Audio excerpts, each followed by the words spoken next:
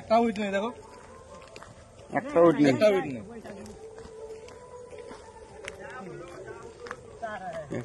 কতটা ইট পড়েছে, কতটা কি পড়েছে দেখার দরকার আছে।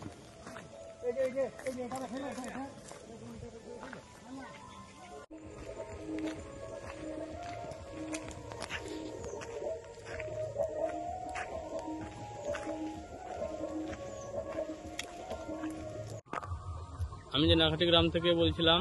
আমাদের জেনাঘাটি টু আসনবনি যে মুরাম রাস্তাটা হওয়ার কথা ছিল 26 লক্ষ টাকার কাজ, ওই রাস্তাটা শুধু ইট ফেলে কোথাও 2-5 গাড়ি 10 গাড়ি মুরাম দিয়েছে, কিন্তু টোটাল রাস্তাটা মুরাম দেওয়ার কথা ছিল, বালি দেওয়ার কথা ছিল, জল দেওয়ার কথা ছিল, তারপরে মুরাম ফেলার কথা ছিল, কিন্তু কোথাও সে কাজ হয়নি। কালকে বিডিও সাহেবের কাছে এই ব্যাপার নিয়ে গিয়ে অবজেকশন জানিয়ে এসেছি। বিডিও সাহেব আজকে ইঞ্জিনিয়ারকেও পাঠিয়েছিলেন, আমাদের পঞ্চায়েত থেকে যে ইঞ্জিনিয়ার সাহেব ছিলেন ওনাকে পাঠিয়েছিলেন, ওনাকেও আজকে দেখিয়ে দিলাম কি কাজ হয়েছে না হয়েছে।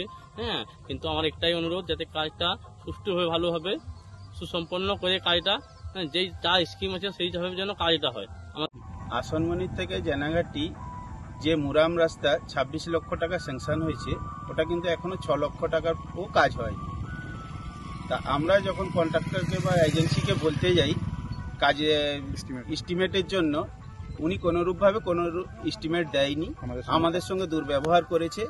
প্লাস হচ্ছে উনি বললো আমি আর কোনো এস্টিমেট দেবো না, আপনারা যদি পারেন আপনি কোথা থেকে জোগাড় করে নিয়ে আসবেন। আমরা যখন বিডিও অফিসে যাই, ভিডিও আমাদেরকে বুঝিয়ে দিলেন যে ওটা আপনারা ইঞ্জিনিয়ার কাছ থেকে নিয়ে নেবেন।